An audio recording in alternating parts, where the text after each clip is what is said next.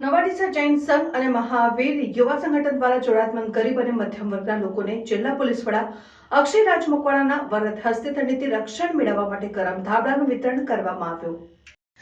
નવાડીસા જૈન સંઘ અને મહાવીર યુવા સંગઠન દ્વારા જરૂરિયાતમંદ ગરીબ અને મધ્યમ વર્ગના લોકોને જિલ્લા પોલીસ વડા અક્ષય રાજ મકવાણાના વરદ હસ્તે ઠંડીથી રક્ષણ મેળવવા માટે ગરમ ધાબળાનું વિતરણ કરવામાં આવ્યું, જેમાં પોલીસ સ્ટાફ દ્વારા પણ પૂર્ણ સાથ અને સહકાર આપવામાં આવ્યો।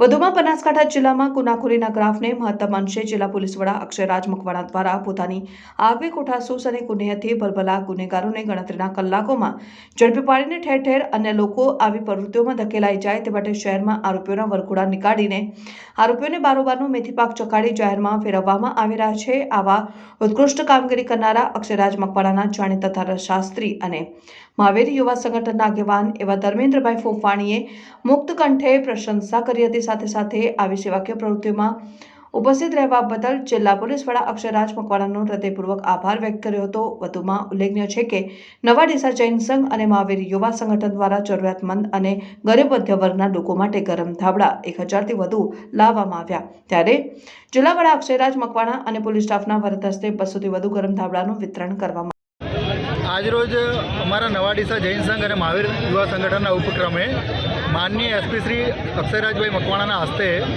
જરૂરિયાતમંદ લોકોને ગરમ ધાબળાના વિતરણનો કાર્યક્રમ રાખેલો હતો અને સાહેબશ્રીએ પણ પધારીને અહીંયા ખૂબ જ ઉત્સાહ વધારેલો છે। અમારા સંગઠન દ્વારા ટોટલ 1000 ધાબળા લાવવામાં આવેલા છે। અત્યારે અહીંયા 200થી વધારે ધાબળાનું વિતરણ કરેલું છે અને બાકીના ધાબળા જરૂરિયાતમંદોને અમે સ્થળ ઉપર જઈ અને જ્યાં જ્યાં જરૂરિયાત લાગશે ત્યાં આપવાના છીએ। આજરોજ અમારા આ કાર્યક્રમમાં મીડિયાકર્મીઓએ પણ ખૂબ સારો સહયોગ આપ્યો છે, એમનો પણ ખૂબ ખૂબ આભાર માનું છું। ઉપરાંત એસપી શ્રી અક્ષયરાજ મકવાણા સાહેબે માનવતાની દ્રષ્ટિએ આવા કાર્યક્રમમાં પધારી અને એમના પોલીસ સ્ટાફને પણ માનવતા ભરી અહીંયા કામગીરી કરી છે, તે બદલ એ સૌનો પણ આભાર માનીએ છીએ।